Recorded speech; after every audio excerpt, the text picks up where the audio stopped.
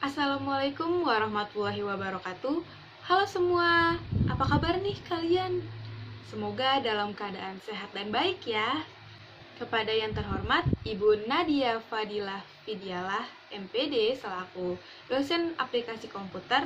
Sebelumnya, perkenalkan saya Deswita Syafitri dari Prodi Pendidikan Administrasi Perkantoran B, Fakultas Ekonomi Universitas Negeri Jakarta.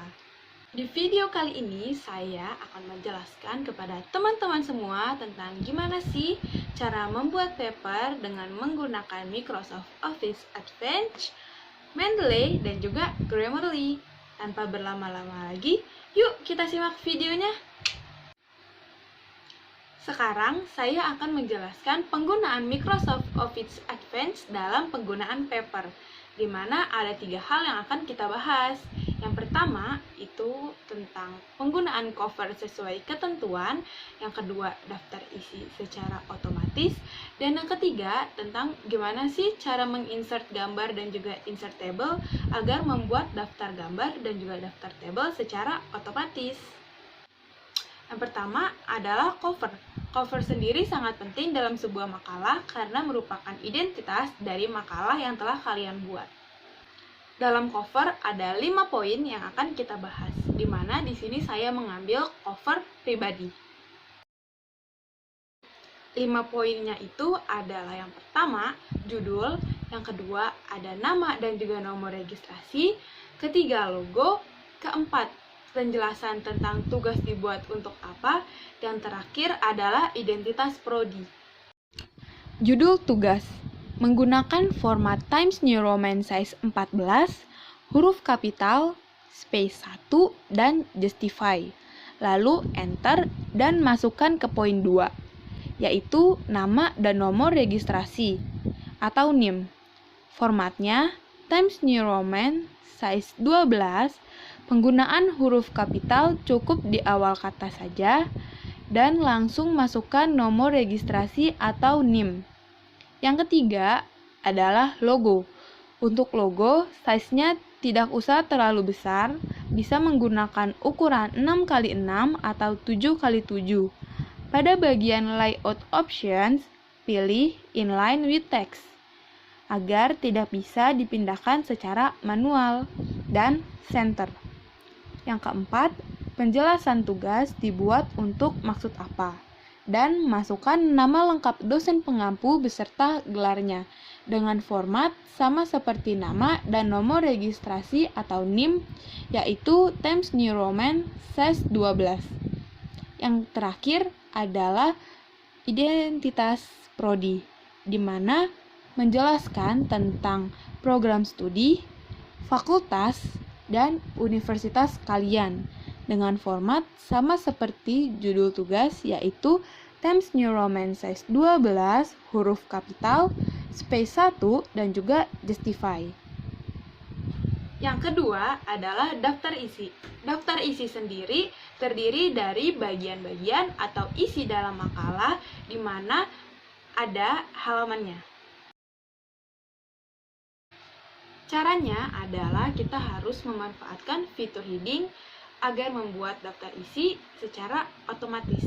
Di mana heading 1 biasanya digunakan untuk judul atau bab dalam makalah. Heading 2 biasanya digunakan untuk subbab, misalnya 1.1 latar belakang. Dan heading 3 digunakan untuk konten yang berada di dalam subbab. Heading-heading ini memiliki beberapa ketentuan loh.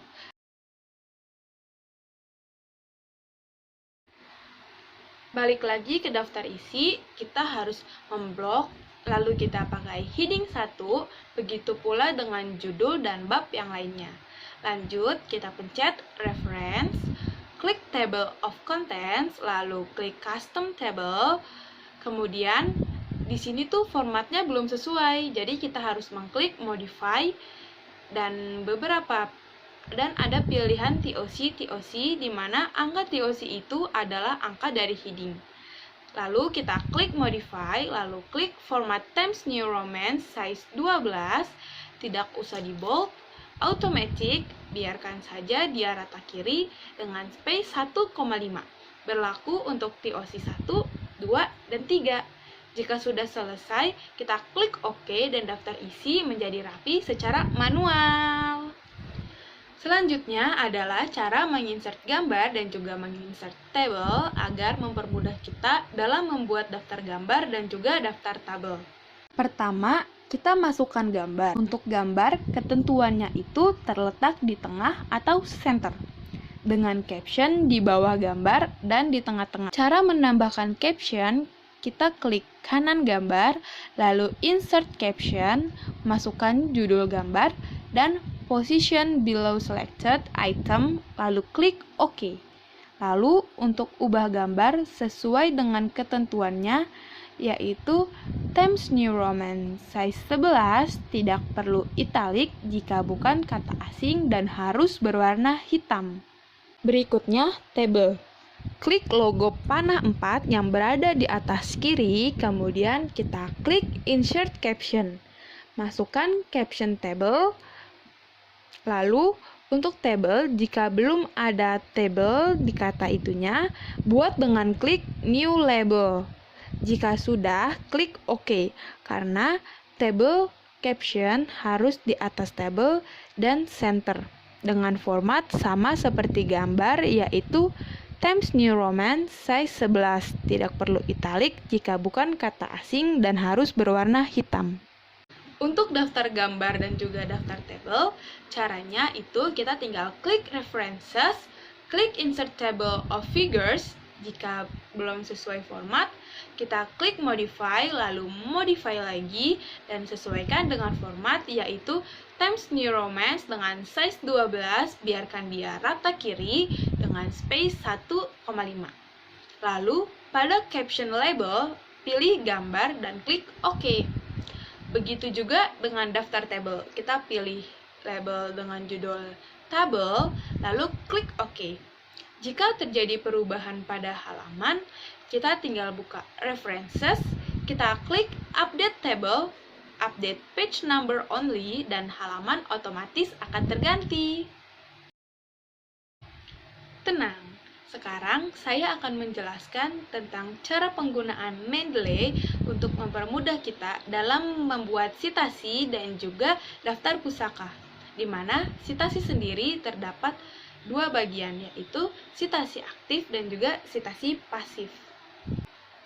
Karena ketika kita mengutip suatu kalimat yang bersumber dari sumber orang lain, maka kita harus melakukan citasi atau pengutipan, di mana citasi ini wajib ada di daftar pustaka.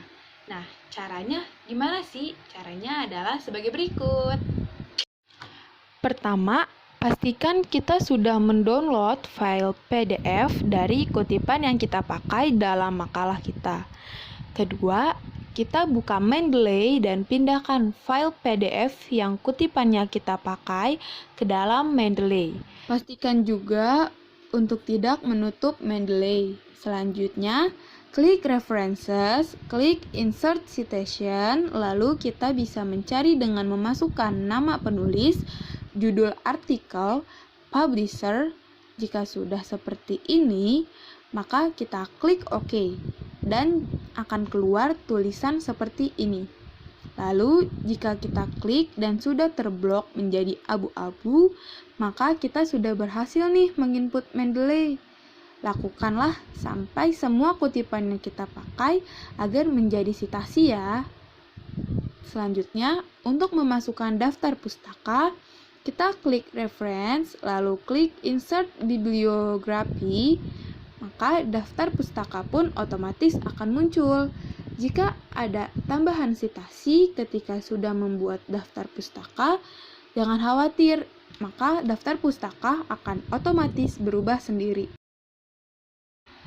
Pastinya bisa dong. Setelah kita mempelajari tentang Microsoft Office Advanced, cara citasi menggunakan Mendeley, dan sekarang saya akan menjelaskan kepada teman-teman semua tentang gimana sih cara penggunaan Grammarly dalam Microsoft Word, di mana Grammarly ini berfungsi untuk membantu kita membenarkan grammar dalam bahasa Inggris, apakah grammar yang kita tulis ini sudah benar atau belum.